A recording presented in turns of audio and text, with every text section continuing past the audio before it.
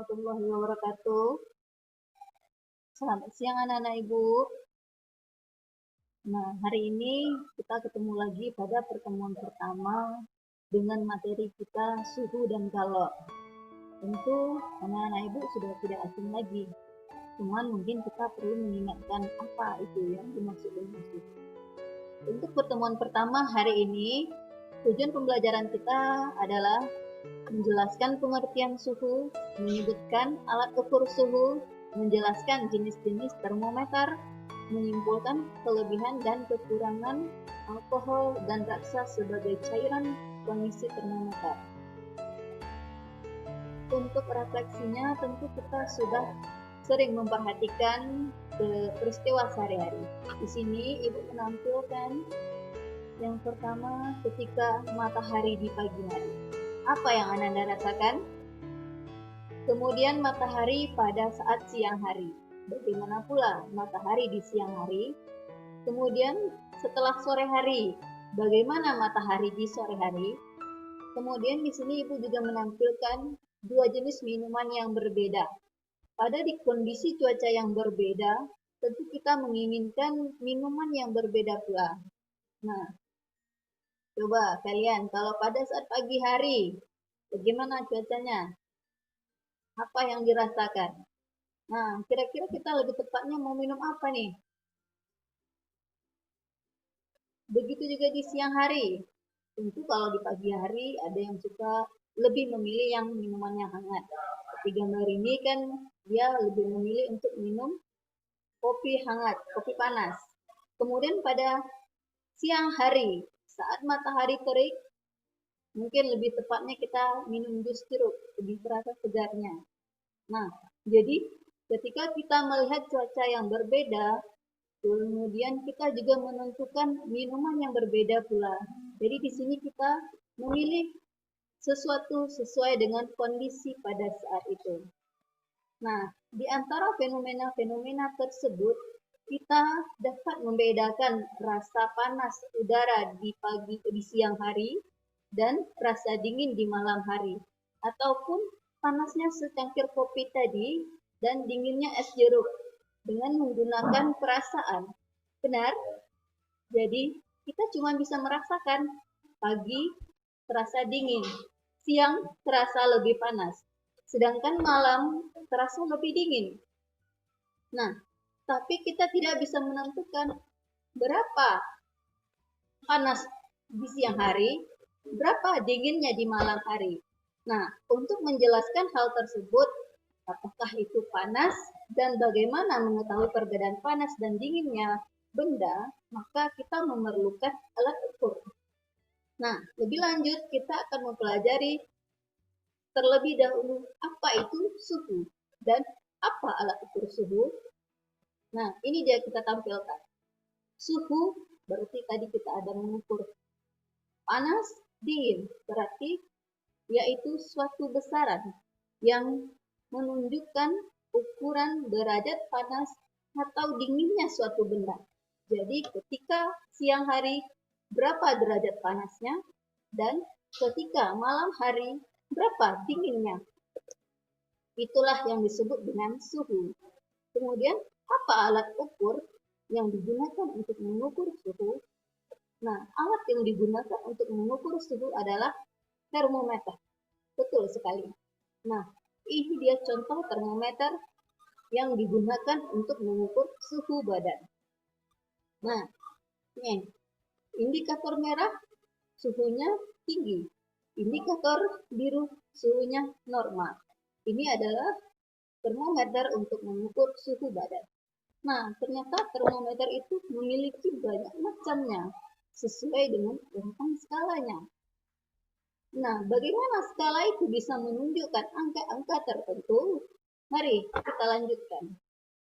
Nah, sebelum kita menunjukkan bagian-bagian dari skala tertentu, kita pelajari dulu bagian-bagian dari termometer.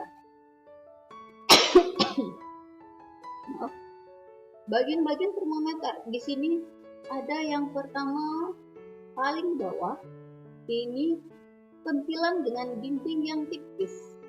Nah, di sini pentilan dengan dinding tipis ini berfungsi sebagai penghantar panas. Jadi, ketika kita mengukur panas suatu benda, pentilan inilah yang nanti melekat atau langsung bersentuhan dengan objek yang akan kita ukur suhunya. Misalnya, ketika kita mengukur suhu badan, pentilan ini kita tempelkan ke bagian ketiak atau bagian lain, sehingga nanti terukur oleh raksa. Ini contohnya adalah cairan termometer ini adalah raksa.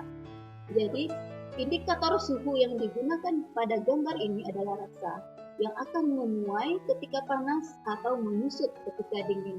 Jadi, salah satu cairan pengisi termometer adalah raksa. Berikutnya, di sini tempat raksa ini berada, ini disebut dengan pipa kapiler. Pipa kapiler ini adalah pipa kecil, tempat semacam selang, supaya cairan raksa tadi bisa naik atau turun, sehingga kita bisa mengamati berapa kenaikan suhu raksa tadi setiap kenaikan suhu yang diberikan. Kemudian pada bagian atas terdapat ruang hampa. Ruang hampa ini berfungsi agar tidak ada ruang yang mengalami perubahan volume akibat perubahan suhu lingkungan, sehingga tidak mempengaruhi ketelitian dari termometer. Jadi, dengan adanya ruang hampa, hasil pengukuran kita menjadi lebih optimal atau lebih teliti. Nah, yang pertama tentu kita bahas macam-macam termometer. Ada namanya termometer raksa. Nah, apa bedanya? Termometer raksa ini memiliki kelebihan dan kekurangan juga. Nah, kita bahas dulu yang pertama, kelebihan dari termometer raksa. Kelebihannya yang pertama, raksa itu dia lebih mudah dilihat karena di sini dia mengkilap. Nih, warnanya berwarna warna dari termometer raksa ini, cairan raksa itu adalah berwarna silver, jadi terlihat mengkilap. Nah, sangat mudah diamati. Kemudian, cairan raksa ini tidak membasahi dinding kaca. Jadi ketika terjadi pemuaian, suhunya sangat mudah diamati. Berikutnya, kelebihan dari termometer raksa ini, jangkauan suhu dari raksa cukup lebar. Dia dapat mengukur suhu terendahnya minus 40 derajat Celcius sampai dengan suhu paling tinggi 350 derajat Celcius, di mana minus 40 derajat Celcius itu adalah titik bekunya dan 350 derajat Celcius adalah titik didihnya. Kemudian, jadi dari sini kita dapat menyimpulkan bahwa jangkauannya cukup lebar, jadi dapat dipakai dalam industri untuk pengukuran suhu dari besi, pembuatan pandai besi. Jadi kita bisa mengukur suhunya dengan termometer raksa. Berikutnya, raksa dapat terproporsi secara merata, sehingga menunjukkan suhu dengan cepat dan tepat. Kemudian selain kelebihannya tadi, kita juga bisa, ternyata raksa memiliki kekurangan. Di antaranya, yang pertama, raksa itu harganya mahal, sehingga ini akan menyulitkan kita dalam menggunakannya, dalam memilikinya. Yang kedua, raksa tidak dapat digunakan untuk mengukur suhu yang sangat rendah, misalnya suhu di kutub utara atau di kutub selatan. Kemudian, yang ketiga, raksa termasuk zat berbahaya, sehingga termometer raksa berbahaya jika tabungnya ini pecah. Nah, jadi itulah kekurangan dari termometer raksa. Nah, selanjutnya, yang kedua, termometer alkohol. Nah, apa itu termometer alkohol? Tentu cairannya berisi cairan alkohol. Nah, kita lihat dulu kelebihannya. Kelebihan dari termometer alkohol memiliki harga yang lebih murah tentunya dibandingkan dengan raksa. Kemudian, alkohol ini sifatnya lebih teliti karena untuk kenaikan suhu yang kecil, alkohol mengalami perubahan volume yang lebih besar. Nah,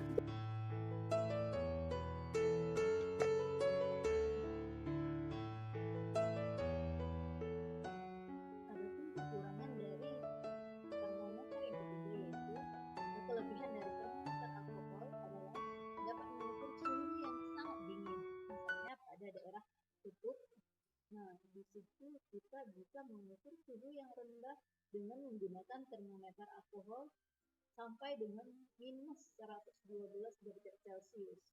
Nah, dingin sekali kan di daerah kutub.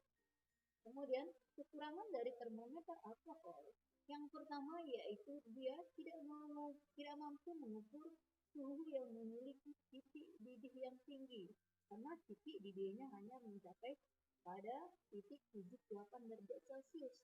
Lebih dari 78 Celcius dia tidak bisa mengukur dengan cepat. Kemudian, alkohol itu tidak berwarna, sehingga ini perlu diberi pewarna agar mudah dilihat.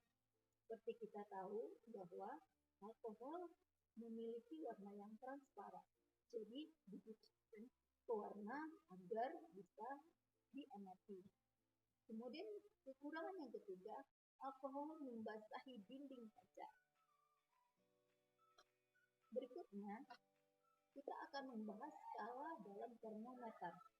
Skala termometer yang akan kita pelajari sekarang ada 4. Yang pertama, Celcius, Reaumur, Fahrenheit, dan Kelvin.